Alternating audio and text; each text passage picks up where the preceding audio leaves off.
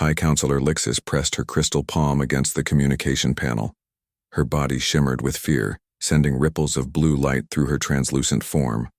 Around her, the emergency command center buzzed with panic. Other Villani. Officials moved like living glass sculptures, their bodies reflecting the red warning lights that flashed throughout their underground bunker.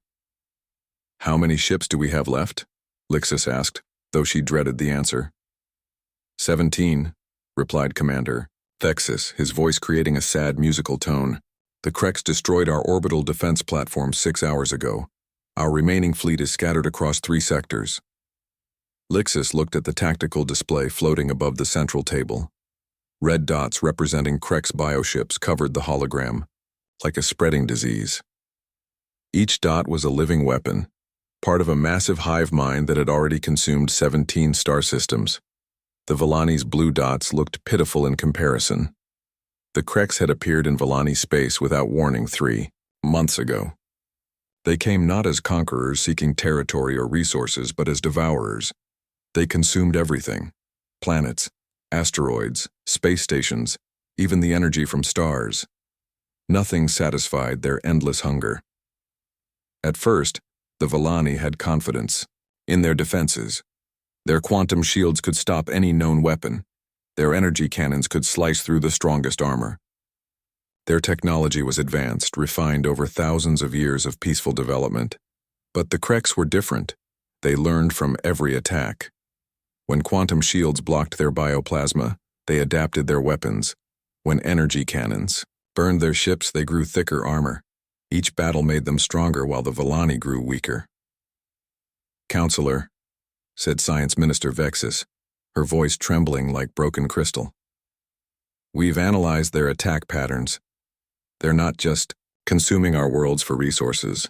They're learning our technology and adding it to their own." The truth hit Lixis like a physical blow.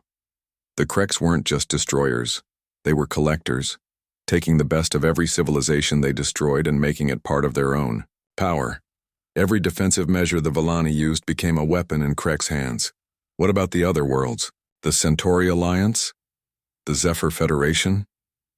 Lixis asked desperately. "All declined to help," Commander Thexis replied. "They say the Krex are too dangerous. Fighting them would only spread the infection to their worlds." Lixis understood their fear. The Krex were like a virus that grew stronger by consuming its host. Every civilization that fought them either died or fled, leaving behind technology and knowledge for the hive mind to absorb. The galaxy had learned to run from the Krex, not fight them. But the Villani had nowhere to run. Ethereal Prime was their home, their birth world, the center of their entire civilization. They were a peaceful people who had never needed to fight for survival. War was a concept they studied in history books, not something they lived. "We need help," Lixis said, her voice creating harmonics of desperation. "Send a message to every known world. Offer them anything they want. Technology, resources, knowledge, just ask them to help us." The communication officer, a young Villani named Kexis, worked frantically at his console. His crystalline fingers moved over the controls, broadcasting the desperate plea across known space. The message was simple but heartbreaking. "This is High Counselor Lixis of the Villani Empire. Our homeworld is under attack by the Krex swarm. We are a peaceful people facing extinction. We offer everything we have to any civilization willing to help us. Please, we are running out of time." Hours passed. Responses trickled in from across the galaxy. The Andorian Republic expressed sympathy, but refused military aid. The Silicon Collective offered to accept Villani refugees but would not fight the Krex. The Azure Commonwealth suggested the Villani surrender and hope for mercy. With each refusal, hope faded from the command center. The Villani had always believed that civilization meant cooperation, that intelligent beings would help each other in times of crisis. But faced with the Krex threat, every species chose its own survival over helping others. "Sir," Kexis said suddenly, his voice filled with surprise, "I'm receiving a response, but it's strange." "Strange how?" Lixis asked. The signal is primitive, radio waves instead of quantum transmission. The source is from a system not in our databases. They call themselves humans from a world called Earth. Lixus felt a flicker of hope. Any help was better than none. What do they say? Kexis translated the crude radio signal. The message was short but clear. We received your distress call. Help is coming. Estimated arrival time, 47 standard days. Prepare tactical briefings on enemy capabilities and force dispositions. Earth sends. The command center fell silent. After hours of refusals from advanced civilizations, a response had come from an unknown species using technology that was centuries old by galactic standards. Who are these humans? Science Minister Vexus asked. Unknown, Kexis replied, checking the galactic database. Their star system is catalogued as uninhabited. Class G star, several rocky planets, one with water and an oxygen atmosphere. We classified it as unsuitable for intelligent life. Unsuitable how? Lixus asked. Vexus pulled up the survey data from centuries ago. Her crystalline form flickered with confusion as she read. High gravity, extreme weather, dangerous fauna, active tectonics, radiation exposure, temperature variations that would kill most known species. The entire planet appears to be what we classify as a death world. The term sent chills through every Villani in the room. Death worlds were rare planets where conditions were so harsh that survival required constant adaptation. Most intelligent species evolved on peaceful worlds with stable conditions. The idea that sapient life could develop on such a hostile planet was almost unthinkable. But they have space travel, Commander Thexis pointed out. They responded to our call across interstellar distances, with radio waves, Science Minister Vexus said doubtfully. Their technology appears to be primitive by our standards. Despite her doubts, Lixus felt something she hadn't experienced in months. Hope. Even if these humans were primitive, even if their technology was basic, they were willing to help when no one else would. Begin preparing the briefing materials they requested, she ordered. Full tactical analysis of Krek's capabilities, battle recordings, everything we have. As her staff began working, Lixus stared at the tactical display. The red dots representing Krek's forces continued to multiply while blue Villani positions disappeared, one by one. In 47 days, if the Villani could survive that long, they would discover what kind of beings evolved on a death world. Outside the command bunker, Ethereal Prime's crystal cities burned under Krek's biofire. The beautiful spires, that had taken millennia to grow, were reduced to glowing slag in minutes. The Villani had built their civilization on the belief that intelligence and beauty could overcome any challenge. Now they would learn if beings forged in the crucible of a hostile world could succeed where peaceful wisdom had failed. They would discover what happened when a species that never had to fight for survival met those who had done nothing else. The countdown began. 47 days until the humans arrived. 47 days to see if the desperate call for help had summoned saviors or simply brought another kind of doom to their dying world. In the depths of space, the Krek's hive mind felt the strange radio transmission and dismissed it as irrelevant. Chatter from a primitive species. They had consumed 17 civilizations without ever encountering meaningful resistance. They had no concept of what was coming for them. Captain Jiwan stood on the bridge of the UES Indomitable, watching the alien space station grow larger on the main screen. After 47 days of travel through hyperspace, humanity's first official contact with alien intelligence was about to begin. Tactical analysis complete, Captain, reported Lieutenant Hyunwoo from his station. The station appears to be made of some kind of crystal composite. No weapons detected, but their energy readings are off the charts. Ji-won nodded, studying the beautiful structure floating before them. The Villani research station looked like a work of art rather than a military installation. Flowing curves and translucent surfaces caught the light from the nearby star, creating rainbows across its surface. Any response to our hails? She asked. Communications Officer Soman checked her console. Yes, ma'am. They're using harmonic frequencies. We've never seen before. It's like they're singing to us instead of talking. Behind Jiwon, Chief Engineer Nari raised an eyebrow. Singing? That's new. Should we sing back?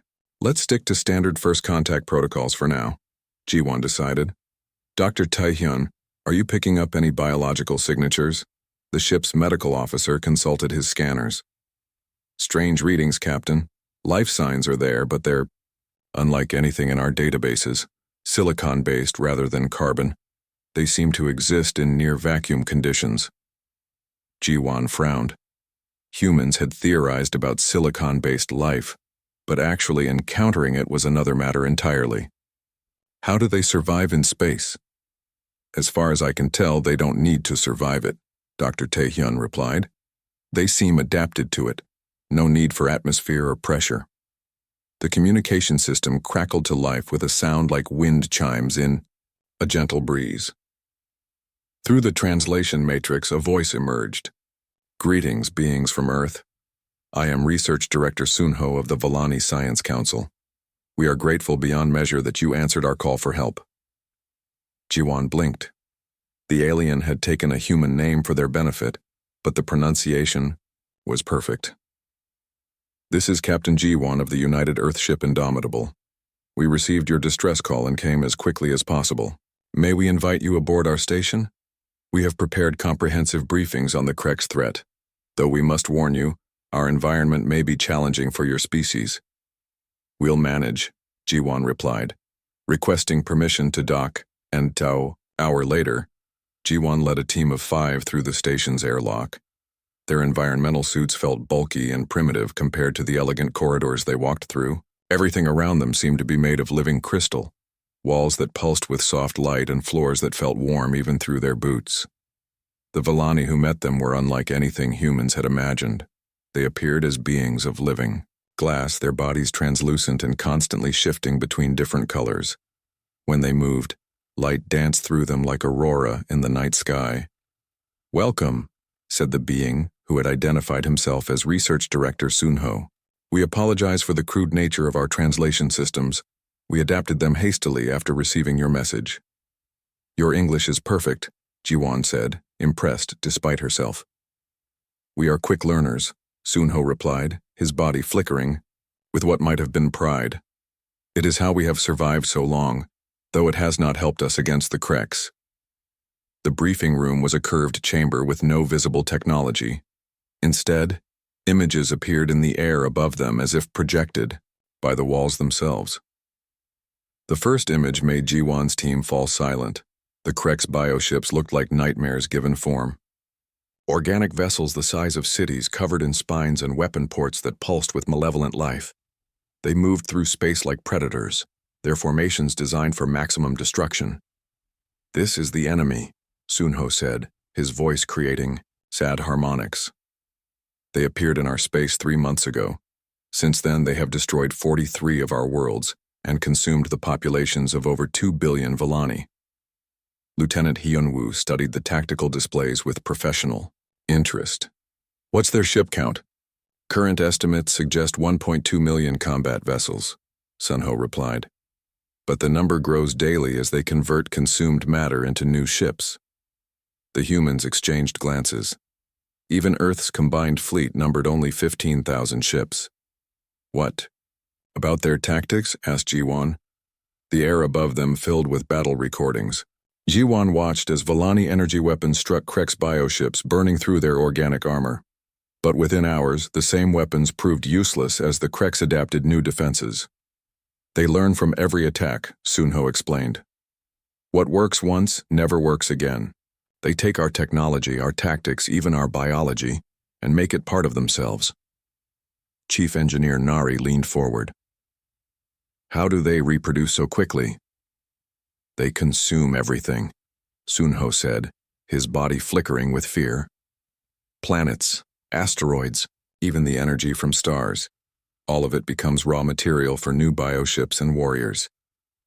Dr. Taehyun studied the biological data. These readings suggest they're not truly alive in the traditional sense, more like organic machines.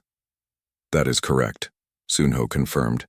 They are controlled by a hive mind that spans their entire species. No individual thought, no fear, no hesitation. perfect coordination across millions of ships. The briefing continued for hours. The Villani showed them fleet movements, weapon capabilities, and defensive measures that had all failed. With each piece of information, the scale of the threat became clearer.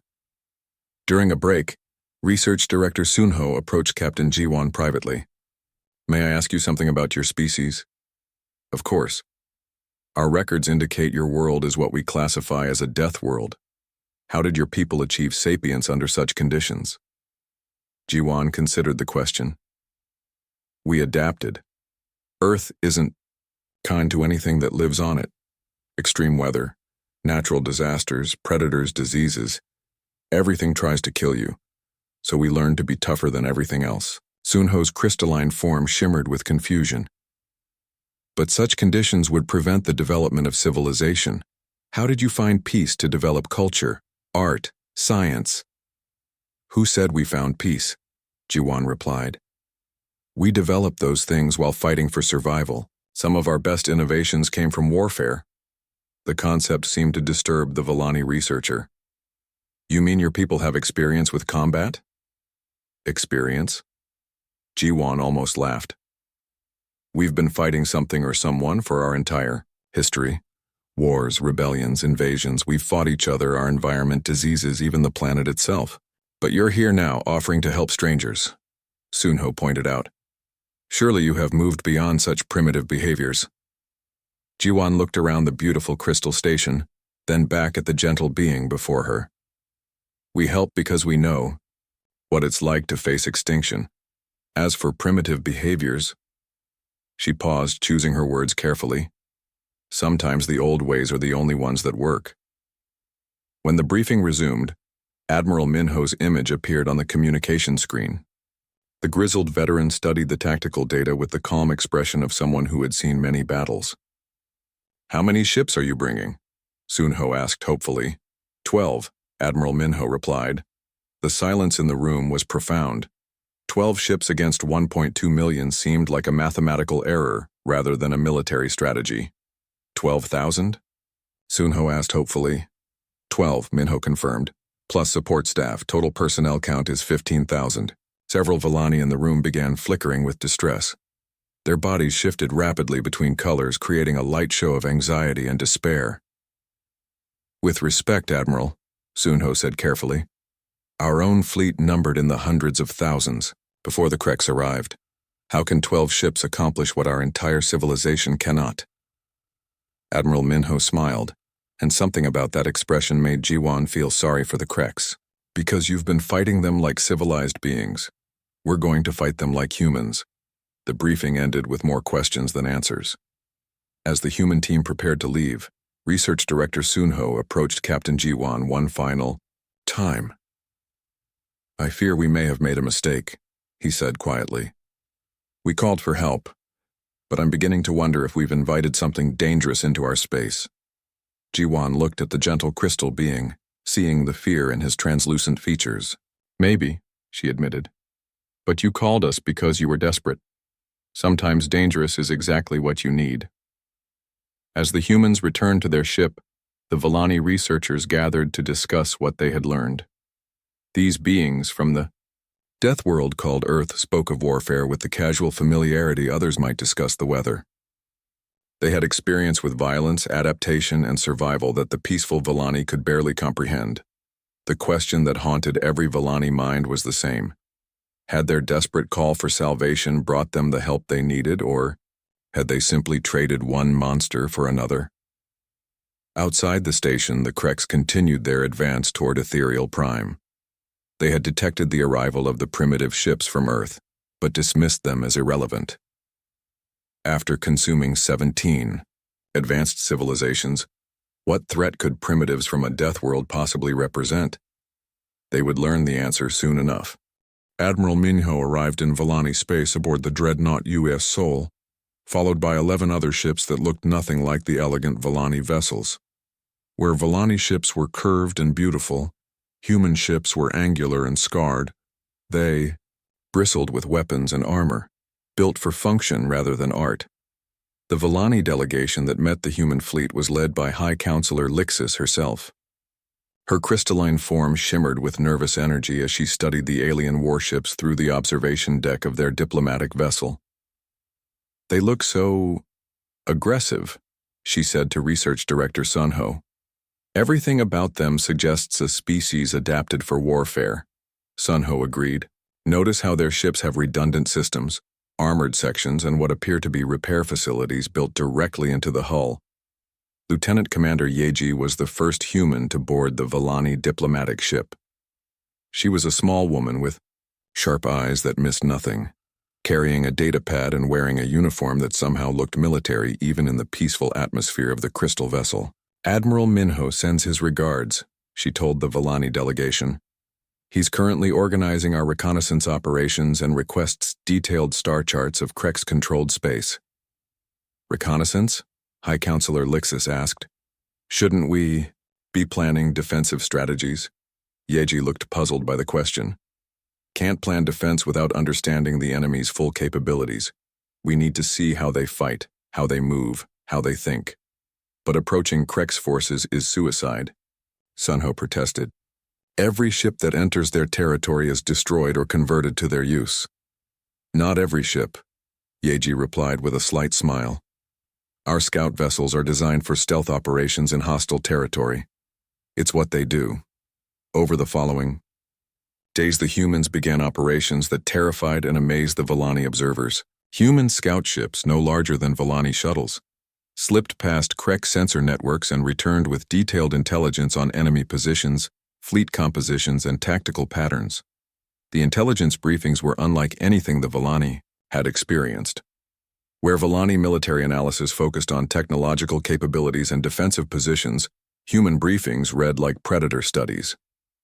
"The Krex hive mind operates on predictable patterns," Lieutenant Commander Yeji explained, to a room full of Vallani officials. "They approach targets in standard formations, overwhelm defenses with superior numbers, then consume everything before moving to the next target." She brought up holographic displays showing Krex fleet movements.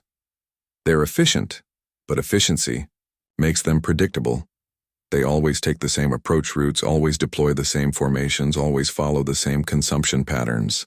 Weapons specialist Do Hyun stepped forward, a tall man whose casual demeanor contrasted sharply with his devastating analysis.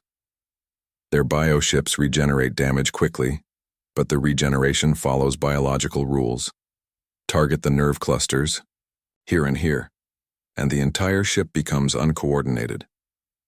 The hologram shifted to show weak points in Krex vessel design, areas where human weapons could cause maximum damage with minimal expenditure of resources.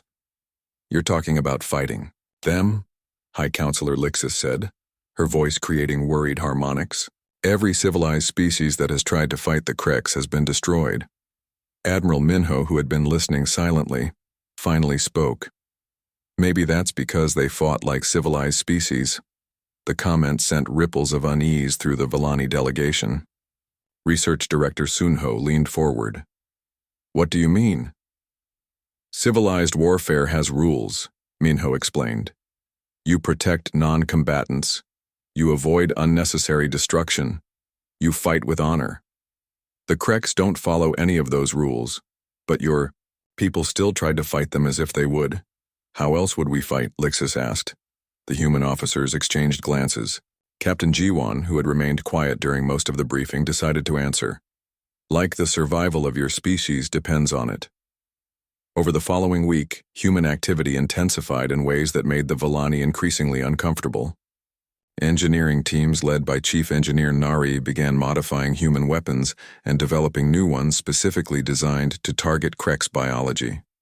"These are biological weapons," Dr. Taehyun explained during a technical briefing, "designed to disrupt the neural networks that connect individual Krex organisms to the hive mind." The Vallani scientists recoiled in horror. Biological weapons were banned by every galactic treaty. The idea of using disease as a weapon was considered the ultimate barbarism. "This is against every law of civilized warfare," Science Minister Vexus protested. "The Krex aren't civilized," Dr. Taehyun replied calmly. "They're a disease that consumes everything it touches. Sometimes you fight disease with disease. But it wasn't just the weapons that disturbed the Vallani. It was the way humans talked about warfare. They discussed casualty projections as calmly as weather forecasts. They planned acceptable losses and strategic withdrawals without apparent emotion. During one planning session, Colonel Seojun outlined a defensive strategy that made every Villani in the room physically recoil. "If we can't hold a position, we destroy everything useful and fall back," he explained. "Scorched earth tactics. Deny the enemy any resources they can use against us." "You're talking about destroying our own worlds," Lixis said, her crystalline form flickering with horror. "Better than letting the Kreks have them," Seojun replied.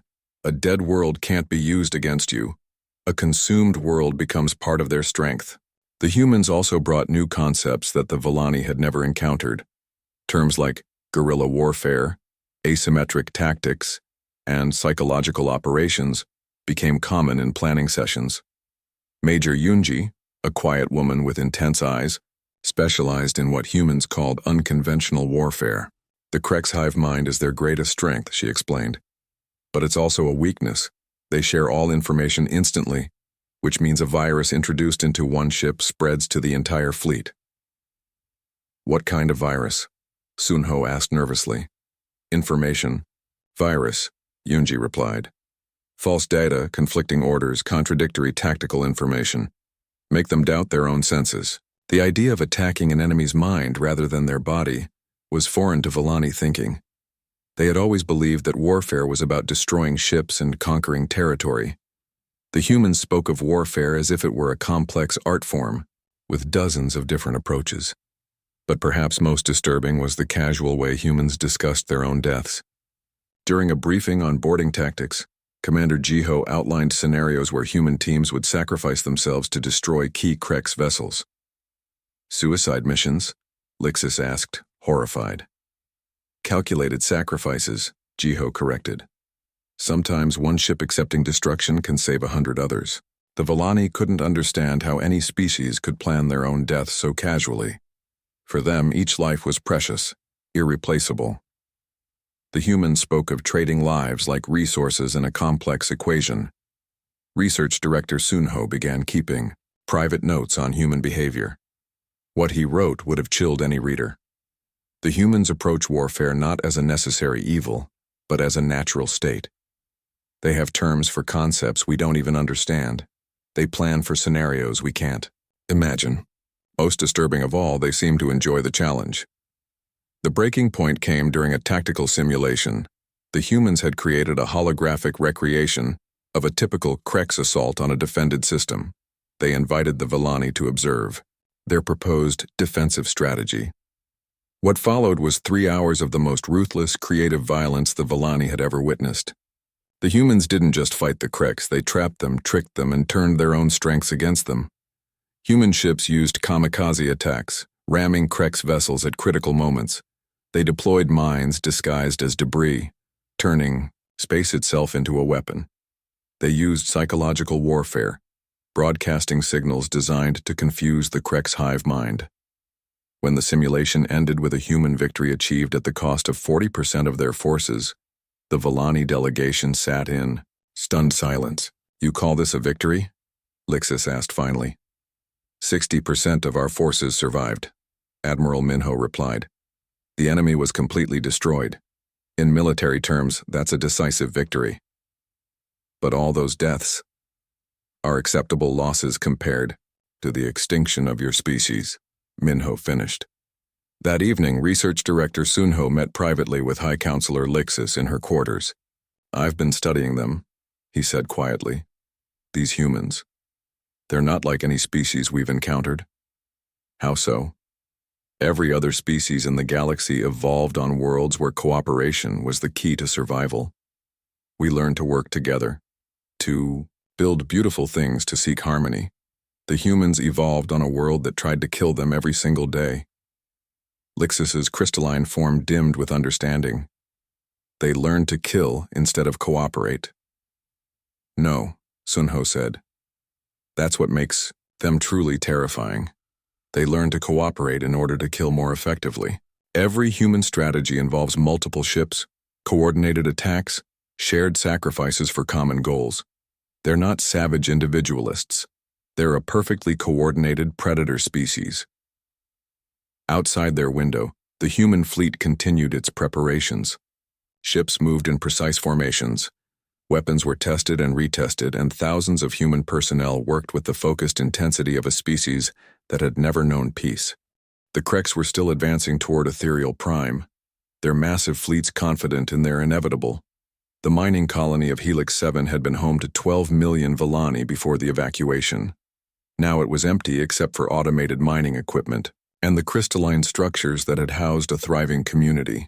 The colony sat in the middle of a dense asteroid field, making it a perfect target for Kreks consumption operations. Commander Jiho stood on the bridge of the UES Busan, watching long-range sensors track the approaching Kreks fleet. 200,000 bioships moved in perfect formation, their organic hulls pulsing with malevolent life.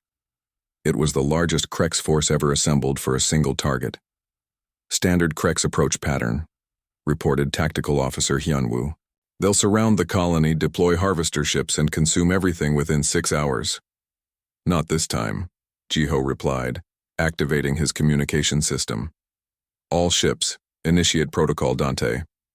Remember, we're not here to fight fair, we're here to win. The human fleet consisted of only 8 ships against 200,000, but Commander Jiho had spent weeks preparing for this moment. Every asteroid in the field had been surveyed, mapped, and prepared. What the Kreks saw as a simple harvesting operation was about to become their worst nightmare. As the Kreks fleet approached the outer edge of the asteroid field, they followed their standard procedure. The largest bioships moved to establish a perimeter while smaller vessels began penetrating deeper into the field to reach the mining colony. That's when the first surprise hit them. Asteroid AC-1247, seemingly no different from thousands of others, suddenly exploded in a burst of directed energy. The explosion had been carefully calculated to send a cloud of high-velocity debris directly into the path of the advancing Kreks vessels. The bioships, designed to absorb and adapt to energy weapons, had no defense against chunks of rock moving at significant fractions of light speed. Dozens of Kreks vessels were destroyed instantly, their organic hulls torn apart by the brutal physics of hypervelocity impact. But that was just the beginning. Chief Engineer Nari had spent 2 weeks turning the asteroid field into the most elaborate death trap in galactic history. Hidden fusion charges, railgun batteries disguised as mining equipment, and communications relays that could trigger coordinated strikes across the entire field. Phase 2, Commander Jiho ordered. Light them up. Suddenly, the asteroid field came alive with destruction. What had appeared to be empty space between the rocks was actually filled with invisible monofilament cables, nearly undetectable, but strong enough to slice through bioship hulls. Kreks vessels moving through the field found themselves caught in a 3-dimensional web of cutting wires. The Kreks hive mind tried to adapt, ordering ships to change course and avoid the trap zones. But every new route led to a different kind of death. Some asteroids contained gravitational bombs that created temporary black holes, dragging nearby bioships to their destruction. Others held swarms of hunter-killer drones that attached to Kreks hulls and burrowed inside before exploding. Major Yunji had contributed her own special touch to the trap. Hidden throughout the field were broadcasting stations that transmitted false sensor data directly to the Kreks hive mind. Ships found themselves navigating through phantom asteroid fields while missing real obstacles. The hive mind's greatest strength, instant communication, had been turned into a weapon against them. They're trying to withdraw, Hyunwoo reported, watching the tactical display with amazement. Not yet, they aren't, Jiho replied grimly. Nari, activate the cage, the final phase of protocol. Dante revealed the true scope of human planning. Every major exit from the asteroid field had been mined with gravitational charges. When activated, simultaneously, they created artificial gravity wells that prevented ships from reaching escape velocity. The Kreks fleet found themselves trapped in a killing field with no way out. 200,000 ships that had expected easy prey were now caught in a maze of death designed by beings who had spent their entire evolutionary history learning how to kill things more efficiently. But the humans weren't finished. The UES, Busan and her sister ships had been hiding among the larger asteroids, their hulls disguised to match the surrounding rock. Now they emerged like predators springing their ambush, their weapons designed specifically to exploit Krek's biology. Dr. Taehyun's biological weapons proved devastatingly effective. Viral projectiles that looked like ordinary missiles penetrated Krek's bioships and began spreading through their organic systems.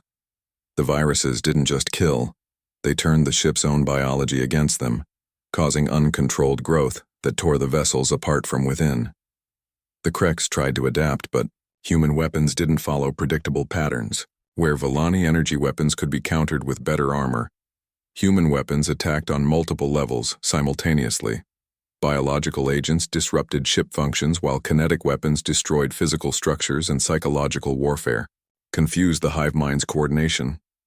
Captain Wu Jin, commanding the destroyer UES Incheon, demonstrated the human approach to space combat that horrified Volani observers watching from a safe distance. When his ship's weapons were depleted, he didn't withdraw to rearm. Instead, he ordered a ramming attack on the largest Kreks command vessel. "Sir, that's a suicide run," his tactical officer protested. "No," Wu Jin replied calmly. "It's a calculated sacrifice. Take out their command ship and the local fleet coordination fails."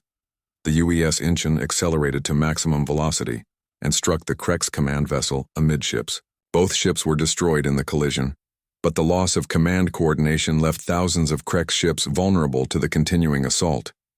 The battle raged for 12 hours. When it finally ended, the asteroid field around Helix 7 was filled with the debris of 160,000 destroyed Kreks bioships. The remaining 40,000 vessels fled in disorder, broadcasting retreat signals that the hive mind had never needed to use before. Human losses were significant by Volani standards. 3 ships destroyed and over 2,000 personnel killed. But by human military standards, it was an overwhelming victory. They had destroyed 80% of the enemy force while losing only 37% of their own. The Kreks hive mind, a collective consciousness that had never known defeat, experienced something completely alien to its existence: doubt. On the Volani command station, High Counselor Lixus watched the battle recordings with a mixture of awe and horror. The humans had won, but their methods challenged everything the Volani believed about civilized warfare. They turned the entire asteroid field into a weapon, Research Director Sunho said, his crystalline form flickering with disturbed light patterns. They used the environment itself as an ally. "Look at this," Science Minister Vexus added, highlighting a section of the recording. When their ships ran out of conventional ammunition, they started using debris as projectiles. They turned the wreckage of destroyed Krek ships into weapons against the survivors. But what disturbed the Volani most was the human reaction to their own casualties. Instead of mourning their losses, the surviving human crews were already analyzing what had worked and what could be improved for the next battle. Commander Jiho's after-action report was a masterpiece of clinical analysis that would have read, like pure horror to any civilized species. Protocol Dante exceeded expectations. Recommend expanding asteroid mining operations to create additional trap fields. Biological weapons proved highly effective. Suggest developing more aggressive strains. Ramming attacks should be incorporated into standard tactical doctrine. Casualties were within acceptable parameters. Admiral Minho reviewed the report with the satisfaction of a teacher whose students had exceeded expectations.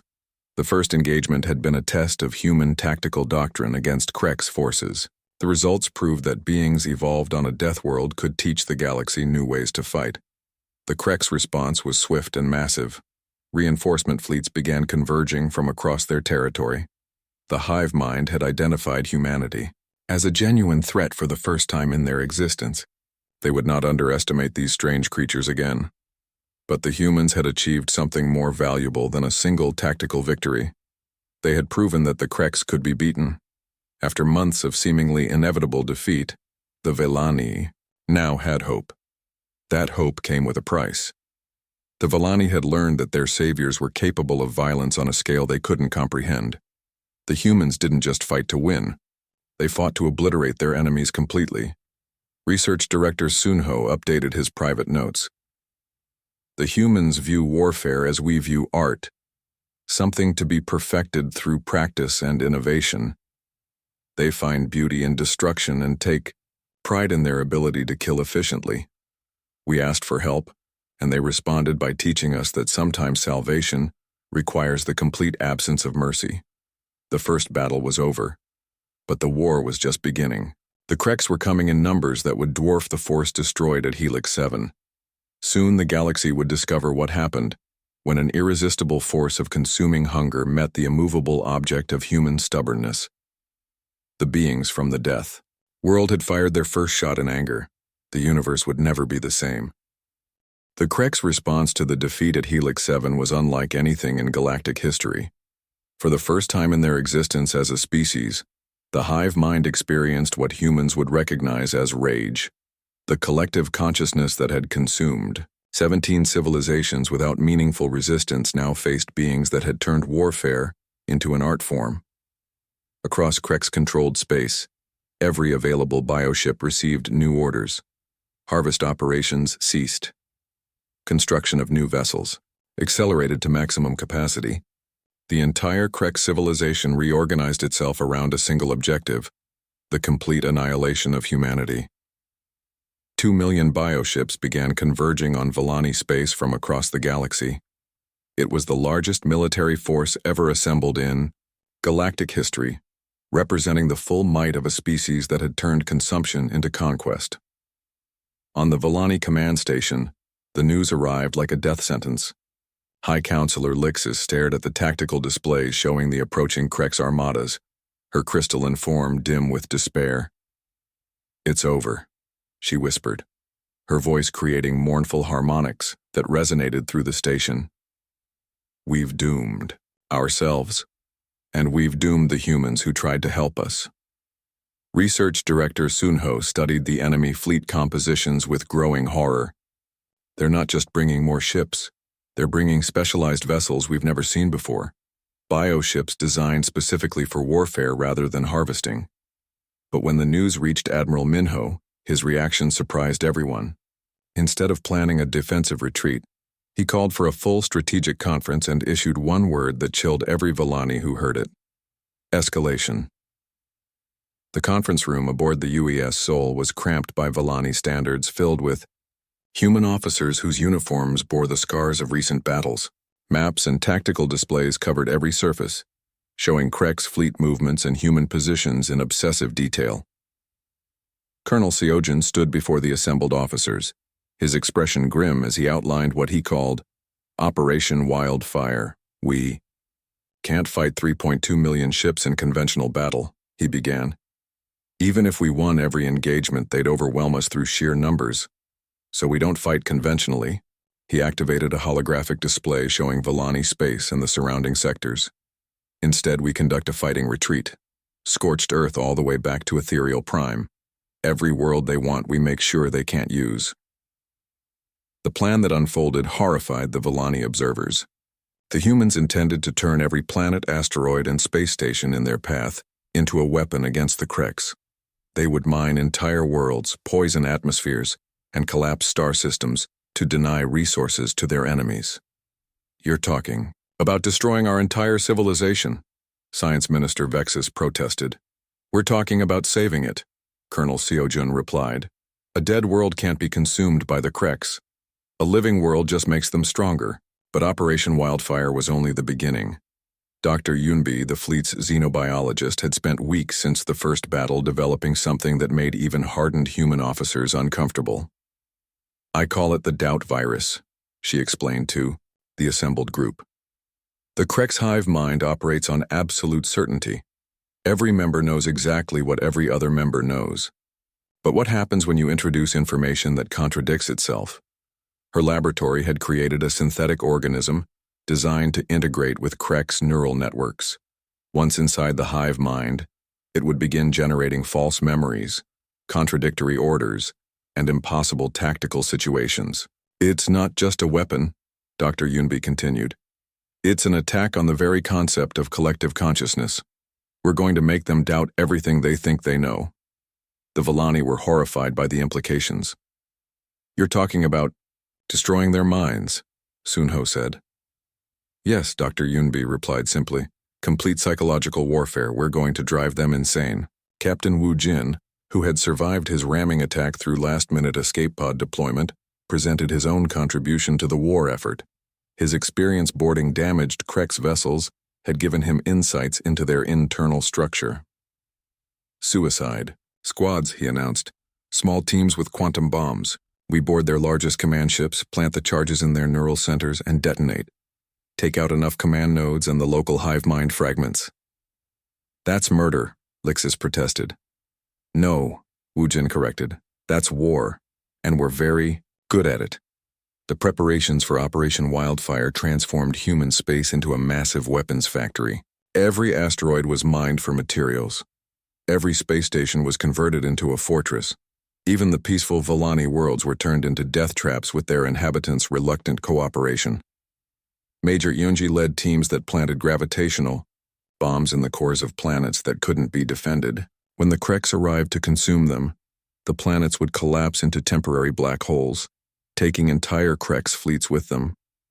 Engineering teams under Chief Engineer Nari developed weapons that violated every treaty of civilized warfare. Nanite, swarms that could disassemble bioships at the molecular level. Quantum viruses that corrupted the physical laws within localized space. Temporal mines that trapped their targets in causality loops. "We're becoming monsters," Research Director Sunho wrote in his private journal. "These humans are teaching us that survival requires the complete abandonment of civilization. Every day, we help them develop new forms of horror in the name of victory." But the most disturbing aspect of human war preparation was their attitude toward their own casualties. They planned operations with expected loss rates that would have ended any Volani military campaign before it began. Acceptable losses. For Phase 1, 40% of fleet strength, Red 1 tactical assessment. Phase 2, 60% of remaining forces. Phase 3, all remaining vessels in final assault on Krex homeworld. The humans spoke of their own extinction, as if it were simply another tactical consideration. They were willing to sacrifice their entire species if it meant taking the Krex with them. The first major engagement under Operation Wildfire took place at the Coral Nebula, where 30,000 human ships faced 400,000 Krex biovessels. The humans didn't try to win. They tried to make victory as expensive as possible for their enemies. Human ships fought with suicidal determination, ramming damaged vessels into enemy formations and using their own destruction as weapons. They deployed biological weapons that turned conquered human ships into plague carriers, spreading disease through Krex fleets even in death. But the most effective tactic was psychological. Major Yunji's teams had succeeded in introducing the doubt virus into the Krex hive mind. For the first time in their existence, Krex forces began experiencing conflicting orders and false memories. Some bioships attacked their own allies, believing them to be human vessels. Others fled from phantom enemies that existed only in their corrupted shared consciousness. The perfect coordination that had made the Krex unstoppable began to break down. The battle ended with the destruction of the human fleet, but the Krex had paid a terrible price. 200,000 bioships destroyed in exchange for 30,000 human vessels. More importantly, the survivors carried the doubt virus back to the main Krex forces. High Counselor Lixus watched the battle recordings with a mixture of awe and revulsion.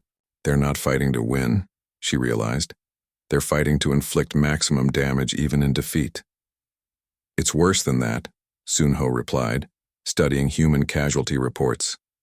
They're enjoying it. Look at their combat recordings. They're laughing while they die. The truth was even more disturbing. Humans had evolved on a world where death was always one mistake away. They had learned to find joy in defying impossible odds, to take pride in making their enemies pay for every victory. As the Krex armadas advanced deeper into Volani space, they found every world turned against them. Planets collapsed when they tried to land. Space stations exploded when they approached. Even the vacuum of space itself had been weaponized through quantum mines that created pockets of altered physics. But the human masterpiece was yet to come. Deep in the research laboratories of the UES Seoul, Dr. Yoonbi had created something that would change the nature of consciousness itself. A virus that didn't just corrupt the hive mind, it gave individual Kreks the ability to think independently. Imagine, she explained to her horrified audience, a collective consciousness suddenly experiencing individual thought. The chaos would be absolute. The weapon was deployed during the Battle of the Twin Suns, where the largest Kreks fleet ever assembled faced the remnants of human forces in a final desperate engagement. As the battle raged, infected Kreks began questioning orders for the first time in their species' history. Why are we fighting? Became a thought that spread through bioship crews like wildfire. What is the point of endless consumption? Individual Kreks began to experience emotions they had no words for: doubt, fear, and ultimately despair. The hive mind, faced with the complete breakdown of its fundamental nature, began to fragment. Kreks fleets turned on each other as different segments of the collective consciousness developed conflicting goals. Some wanted to continue the war, others sought to flee, and a few began to question whether their entire way of existence was wrong. The humans had achieved something unprecedented in galactic history. They had taken the galaxy's most perfect predator and turned it against itself through the simple introduction of independent. The war did not end with a great battle or heroic last stand. It ended with a sound no being in the galaxy had ever heard before: the screaming of a hive mind as it tore itself apart. The doubt virus had spread through every Kreks vessel, every bioconstruct, every node of the collective consciousness that had once spanned half the galaxy. Individual thought, the most basic concept of sapient life, proved to be a weapon more devastating than any bomb or poison. Across Krek space, millions of bioships simply stopped moving. Their crews, experiencing independent consciousness for the first time in their species' history, had no framework for processing individual existence. Most went catatonic. Others began attacking anything nearby in confused panic. But perhaps most disturbing of all, some began to weep. High Counselor Lixis stood in the observation deck of the rebuilt Villani command station, watching the wreckage of what had been the most powerful fleet in galactic history. Kreks bioships drifted like abandoned corpses through space, their organic hulls slowly decaying without the hive mind's constant maintenance. "It's over," she said to Research Director Sunho, but her voice held no joy in victory. "Yes," Sunho agreed, his crystalline form flickering with complex emotions. "The Kreks threat is ended. The surviving ships have scattered to the galactic rim. Without the hive mind to coordinate them, they're no longer a unified force." The numbers told the story of complete Kreks collapse. Of the 3.2 million bioships that had converged on Villani space, fewer than 100,000 remained functional. The rest had been destroyed in battle, abandoned by their crews, or left to drift as their biological systems failed without central coordination. But the human victory had come at a cost that horrified every civilized species in the galaxy. The methods used to defeat the Kreks had transformed warfare itself. Concepts that had been unthinkable, biological weapons, psychological warfare, the deliberate destruction of consciousness, were now proven tactics. Admiral Minho's final report to the Galactic Council was delivered from the bridge of the heavily damaged UES Seoul. The veteran commander looked older than his years, bearing the weight of decisions that had saved the galaxy while possibly damaging it forever. "The Kreks threat is neutralized," he reported to the Assembly of Galactic Representatives. "Surviving elements have fled to uninhabited sectors and pose no immediate danger to civilized worlds." The response from the galactic community was not celebration but cautious fear. The Centauri Alliance representative spoke first. "What guarantees can you give that these weapons won't be used against other species?" "None," Admiral Minho replied bluntly. "We used every tool available to win an unwinnable war. Those tools still exist." The Silicon Collective's delegate pressed further. "Your species has demonstrated capabilities that threaten the stability of galactic civilization. What are your intentions now that the crisis is over?" Admiral Minho was quiet for a long moment, before answering. "We're going home. Earth is where we belong. But the damage to galactic society had already been done. The human approach to warfare had been recorded, analyzed, and studied by every major power. Military academies across the galaxy began teaching courses in deathworld tactics and asymmetric warfare theory. More disturbing still, some species began applying human methods to their own conflicts. The peaceful Andorian Republic developed biological weapons for use against their trade rivals. The Azure Commonwealth began training soldiers in psychological warfare techniques. The galaxy was learning to think like predators. Captain Jiwan found herself assigned to a new role as Earth's first official ambassador to the Galactic Council. Her office on the neutral station of Harmony Point gave her a view of ships from dozens of species, all now armed with weapons inspired by human innovation. "We've created a monster," she confided to research director Sunho during one of his visits. "We saved the galaxy from the Kreks, but we've taught them to be like us." Sunho's crystalline form shifted through complex color patterns. Perhaps that was inevitable. The Kreks proved that pure pacifism cannot survive in a hostile universe. Maybe the galaxy needed to learn to fight. "At what cost?" Jiwan asked, gesturing toward the weapons displays visible through her window. "Look what we've unleashed. Every ship out there now carries the tools of destruction we created. But the most profound change was in humanity itself. The war against the Kreks had revealed aspects of human nature that many found disturbing. Dr. Unbi's research into consciousness manipulation continued, funded by species seeking to understand their enemies' minds. Major Unji had founded a school teaching unconventional warfare to anyone willing to learn. The humans had not just won a war, they had become the galaxy's teachers in the art of violence. Yet not all the changes were dark. The defeat of the Kreks had opened vast regions of space for exploration and colonization. Species that had lived in fear for decades could now expand beyond their homeworlds. Trade routes that had been cut off for years were reopened. Most importantly, the galaxy had learned that seemingly impossible threats could be defeated through adaptation and determination. The human example, however brutal, had shown that no enemy was truly invincible. High Counselor Lixus received the final human delegation in the crystal chambers of Ethereal Prime. The once threatened homeworld was being rebuilt, its crystal cities rising again under the light of their sun. But the Villani who walked those beautiful streets were no longer the same people who had sent their desperate call for help. "We want to thank you," she told Admiral Minho and his officers. "Without your intervention, our entire species would have been extinct." "You're welcome," Minho replied, "though I suspect you have mixed feelings about our methods." Lixus's form flickered with complex emotions. "You saved us, but you also changed us. We can never again be the peaceful people we once were. We've seen too much, learned too much about what survival requires." "That's the price of living in a dangerous universe," Admiral Minho said. "Sometimes the cost of peace is the ability to make war." As the human fleet prepared to depart Villani space for the last time, Research Director Sunho requested a private meeting with Captain Jiwan. They met in the observation lounge of his research vessel, surrounded by displays showing the slowly healing wounds of their war-torn space. "I've been documenting everything," he told her. "The tactics, the weapons, the psychological profiles. Future generations need to understand what happened here."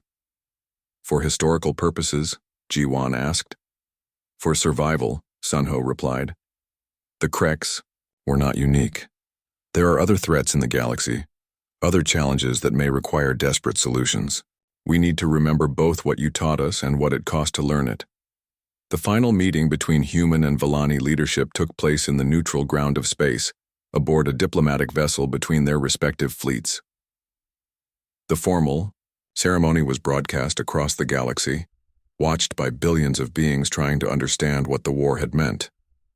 High Counselor Lixus presented Admiral Minho with the Crystal Star of Valor, the highest honor in Villani culture, for services to galactic civilization in the face of extinction-level threat, she announced. Admiral Minho accepted the award with characteristic directness. "We did what was necessary, nothing more, nothing less." But his final words to the gathered representatives would be remembered long after the ceremony ended. The galaxy learned something important during this war. Evil exists, and sometimes the only way to stop it is to become something worse. We hope you never need to make that choice again. But if you do, remember that survival is more important than moral purity. As the human fleet jumped to hyperspace, for the journey back to Earth, the galaxy began to adapt to its new reality. The Kreks were gone, but they had left behind a changed universe. Species that had never known violence now maintained standing armies.